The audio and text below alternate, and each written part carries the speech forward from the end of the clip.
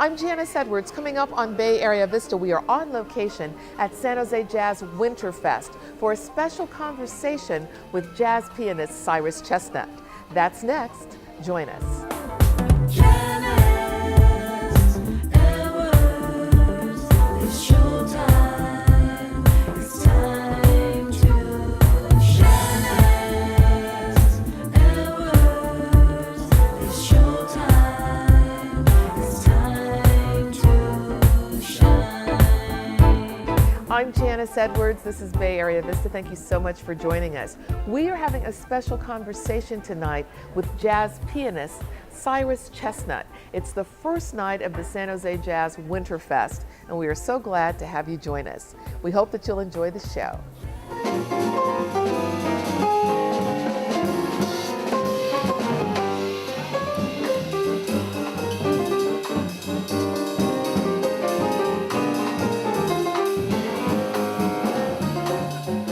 Good evening and welcome to 2018 San Jose Jazz Winterfest. Are you excited? We are excited to have you here, and I have to say dinner smells so good. Is everybody enjoying that as well? Yeah. Great. I'm Janice Edwards. I'm the host and executive producer of Bay Area Vista. Excited to be in conversation with Mr. Cyrus Chestnut. We're going to get to that in just a moment, but first we want to have a very special welcome and a thank you to our volunteers. Please give a warm Winterfest welcome to Artistic and Festival Director Bruce Labadie.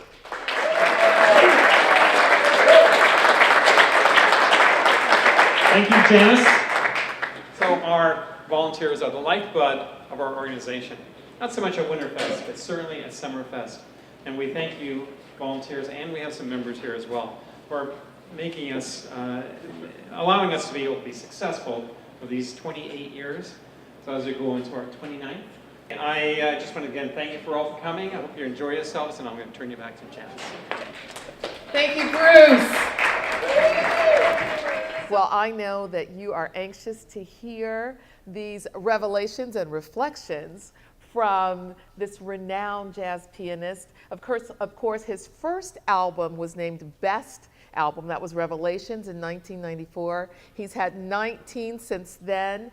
African Reflections is something that is near and dear to his heart. We're going to talk about all of that, but I really want us to start the evening with an incredibly warm shout out. Put your hands together for Mr. Cyrus Chestnut.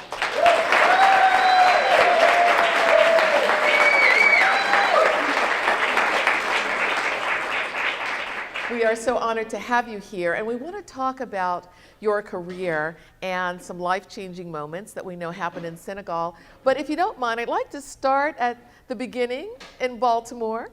We had a little chance to chat about this, so let's talk about where your musical roots really began. The beginnings. It started, I believe, according to my father, somewhere between 2 and 3. He plays piano.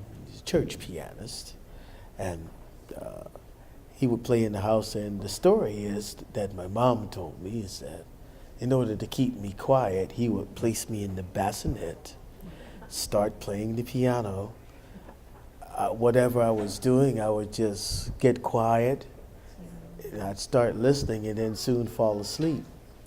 And at a point, I guess when I had the strength, I tried to climb up. When I had the strength to climb up on the piano bench, I was able to, I got up on the bench and I just simply tried to do what he did.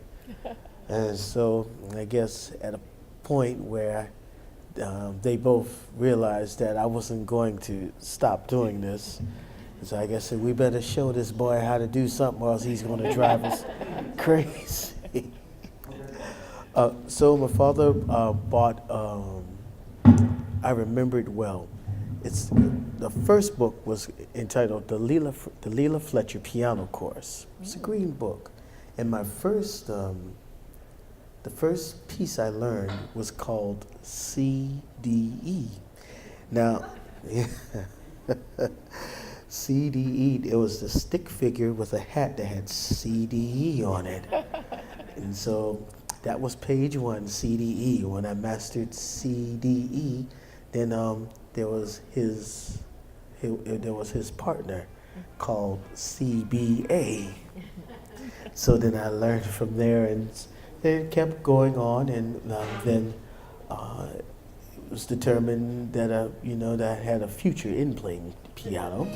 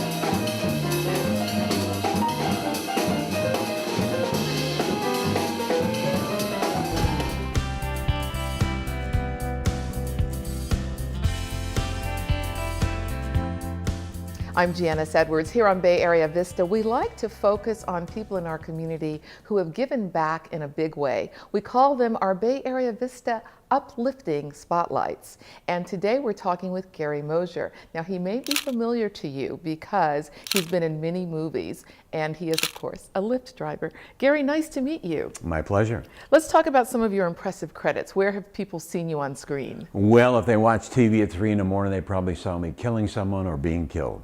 So you were always the bad guy? Yes, I always played the bad guy, and I was never allowed to smile because, as one of my directors said, my killer doesn't have dimples. And you have great dimples. So Hollywood for many, many years, and then you came to the Bay Area. How did you wind up driving for Lyft? It was actually supposed to be just part-time, and once I got started doing it, I realized that I really enjoyed talking to people and interacting with the people, and I found that I was getting much more out of driving a few hours a day. I began to realize that I was having an impact on people's lives in a very short amount of time, but I felt like I was communicating with the world, and it felt good. You're a veteran, and you had a life-changing incident. I was in Germany at the time of the Baader-Meinhof gang, which was later known as the Red Army faction. But I was on Strasse ammo dump, and they were going to try to take over the ammo dump, and threw a Molotov cocktail in the guard tower, and I had a choice of jumping out of the guard tower or burning. And so I jumped out of the guard tower and cut my hand pretty much in half and shattered my right leg. But I'm in good shape now. My golf game's pretty good. I'm an 11 handicap, so life could be worse. My granddaughter Jessica is going into Cornell to be a veterinarian. And when I got that news, I was at the same time excited and terrified because I knew that I was probably going to have to help. And that's okay, because if you're in a position to do that and you love your grandkids, then why not? When I became 9, I started studying at the Peabody Preparatory in Baltimore. And so there I started learning about Beethoven, Brahms, Bach, eighth notes, quarter notes, 16th notes, triplets, the major scale, the minor scale, all forms of it for the musician folks who want to know. When I got out of high school, I could have easily went into the Peabody Conservatory, but by that time, as I said, Bach, Brahms, and Mozart became Bud Powell, Oscar Peterson, and Herbie Hancock, and Jimmy Smith. So I headed to Boston, and I studied at the Berklee College of Music, of which I got a degree in jazz composition and arranging. And so here I am. I'm still in what I like to say, the University of the Streets.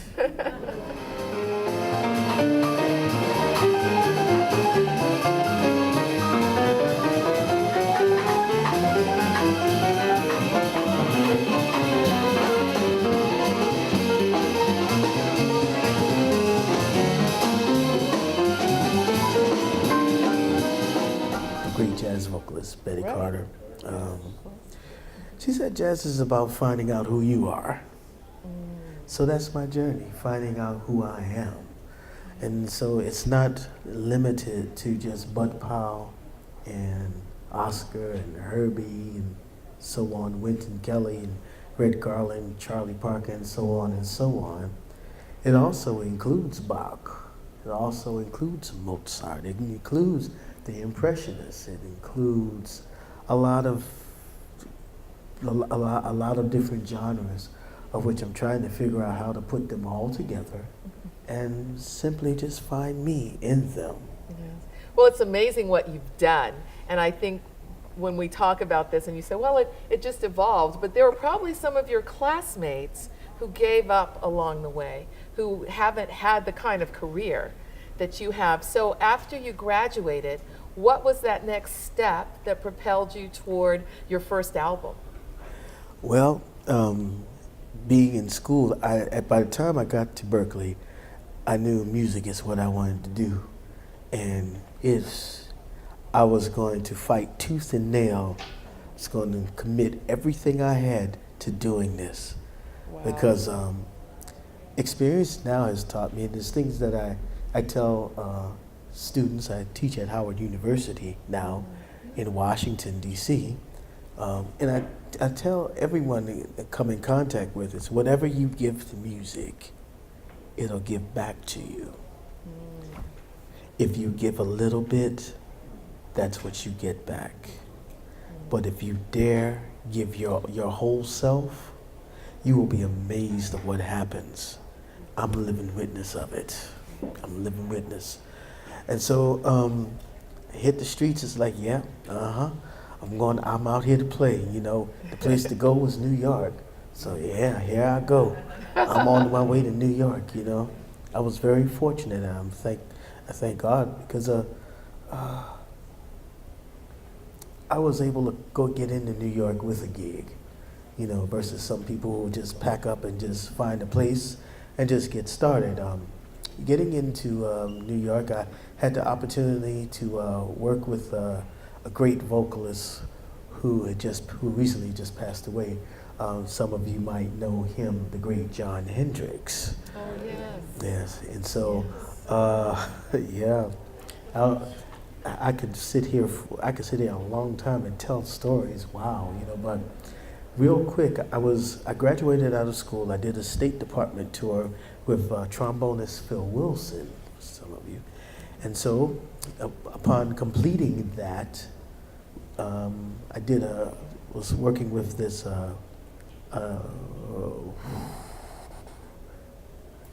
Let's just say a rhythm and blues singer, rhythm and blues, top 40, doing kind of the club circuit.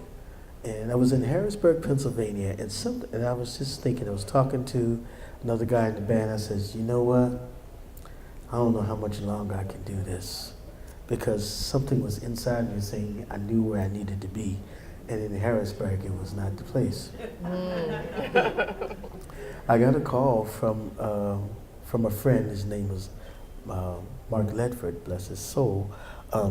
He called me, says, Jon Hendricks is auditioning piano players. You should come up to New York and audition.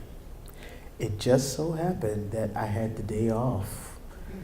And so I had money in my pocket. So I jumped on People's Express. I'm dating myself again. I flew to New York and then went to John's house, sat and played. Came back to the hotel, kept playing. About a day later, I got a call from John. Says, hey, you got a passport? I said, yes, sir. He says, we leave in 5 days. Wow. But did you ever have other times where you had trepidation about the life? I mean, as you're telling the story, it sounds like it was clear that this was your destiny. But Yes. did you ever, but road life is not easy, even when things fall into place. What were some of the challenges you faced, and did you ever think that maybe you would not continue?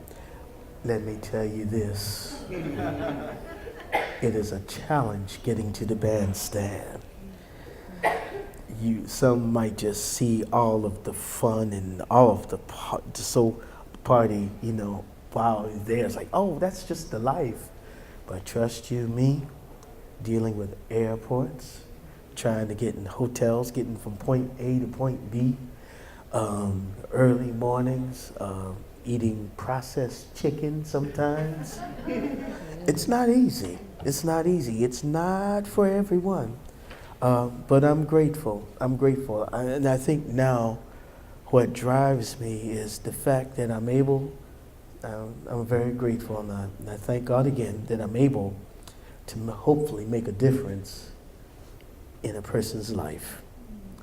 If I can play a rhythm, melody, or harmony that makes a difference, that sends a person away feeling better than when they arrived, then I've done my job. That's what I feel I've been placed on this earth to do.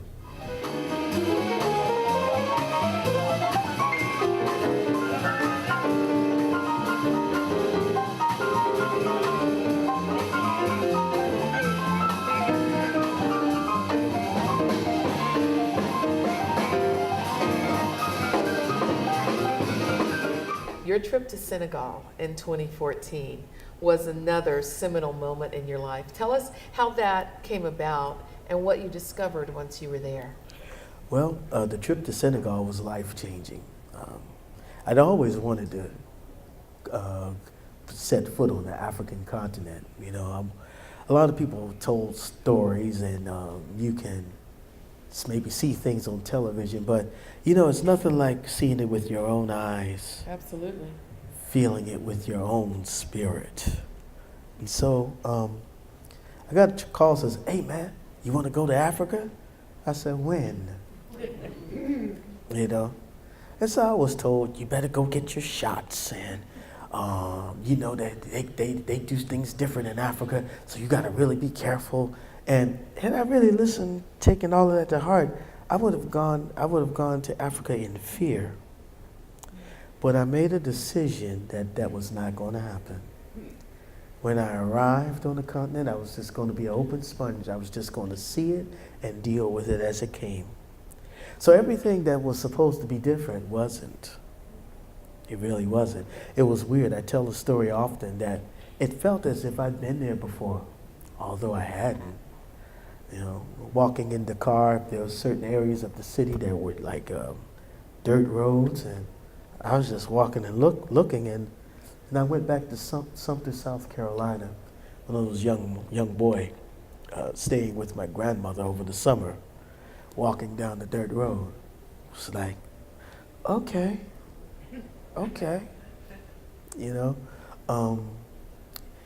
I was told, you gotta watch the food.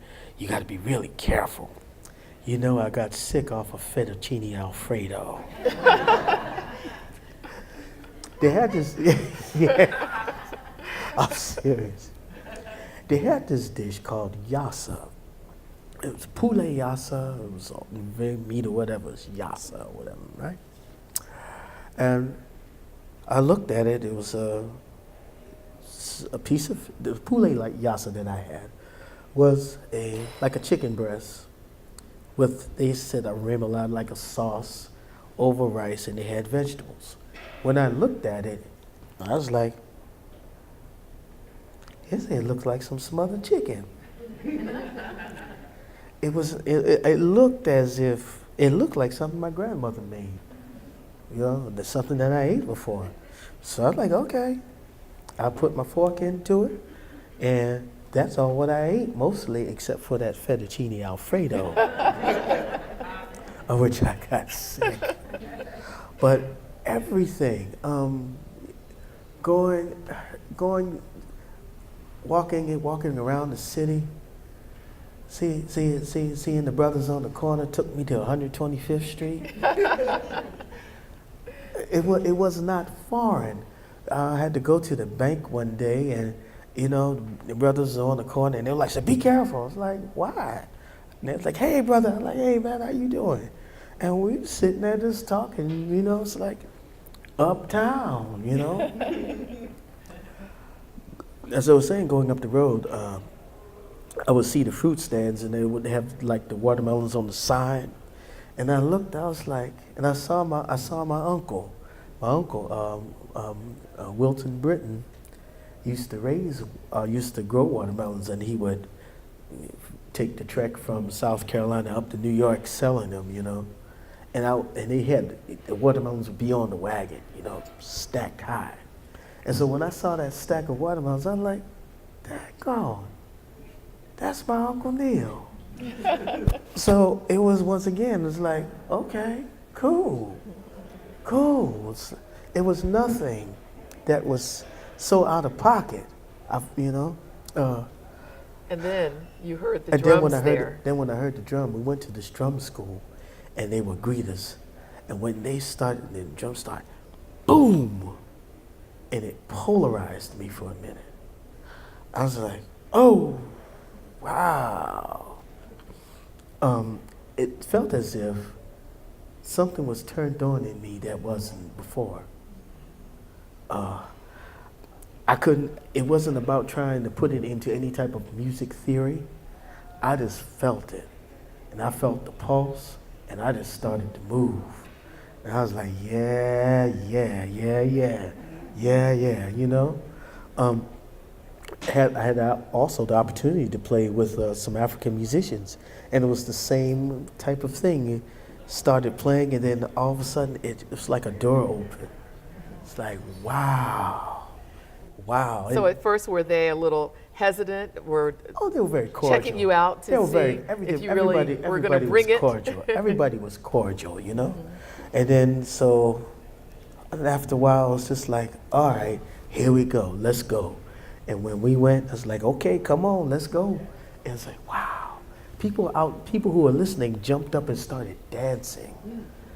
I was just like, oh, wow. It really felt like home. Honestly, it felt like I was at home, even though I'd never been there before. And I mean, I'll tell later about the story about seeing the door of no return. That was something, you know, being able to go to that church and walk and see that door. But even before getting to the door, if the ground could talk, they started speaking to me. It's like I was hearing the ancestors talk to me, let me know that, yeah, we were here. And that corridor that they were pushed through, that corridor that they were chained and pushed through to go put on a ship to go somewhere where they would never come back before. I felt that. And just the whole experience just generated a developing suite of music. We are so honored that you've come to San Jose, to the San Jose Jazz Winterfest, and we look forward to continuing the conversation musically at Cafe Stritch in just a little while. So once again, let's thank Mr. Cyrus Chestnut for bringing your gifts to the world and saying yes.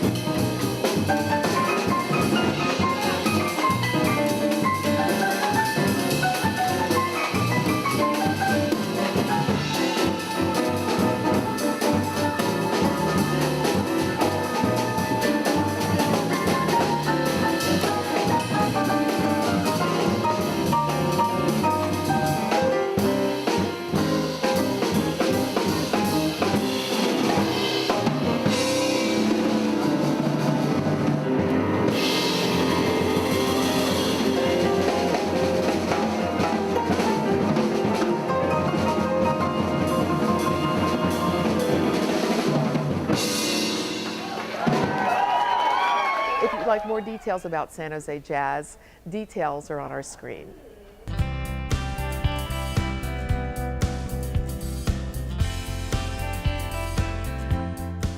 Here on Bay Area Vista, we love to share stories about people who are having a positive impact in our community because of their spirit and their service. We call them our uplifting spotlights. And today we are talking with Lyft driver Damian Rose. Damian, nice to meet you. Nice to meet you too. How you doing? I'm great. How are you? I'm doing awesome. Yes. Well, you have an awesome spirit, and that's one of the Thank you. things that I hear is that you have had such a tremendous impact as a Lyft driver. So tell me how it started for you. Actually, it started, I was actually in the financial sector. So I was a financial advisor.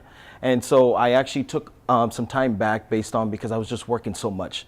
I was actually in the office at 3 in the morning to a lot of times at 12 at night. And so being married, my wife was just saying, honey, you're spending a little too much time. So I needed to take a step back and really put my focus on what I really need to focus on, which was school. And I promised my mom that I was going to go and get my master's. And then so now what I did was I said, during this time, I said, you know what, let me try Lyft. If I had to really put it in a nutshell, it was the fact of the matter that Lyft gave me the ability that even though that, we get paid by driving, but it gave me the ability to be able to take a step back and really focus on what I really needed to focus on was my family. You have a ministry Yes, as I do. well. Who taught you these values? That comes from my mom and my dad. My dad, before my dad passed, he says, you know what? He says, son,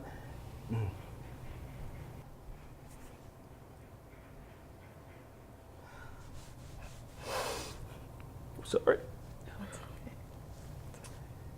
He said this, it's not about how many people you know before you pass, it's how many people you've been a blessing to before you die. When I look at every time that I get inside the car, my main thing is to make sure I'm saving these people, making sure that I'm getting them to their destination. And I want to make sure that I take care of them. And that's our show. I'm Janice Edwards. Thanks for all that you do to make our Bay Area and our world a more musical place and a more loving place. Please join us again next time. We look forward to seeing you then. Please welcome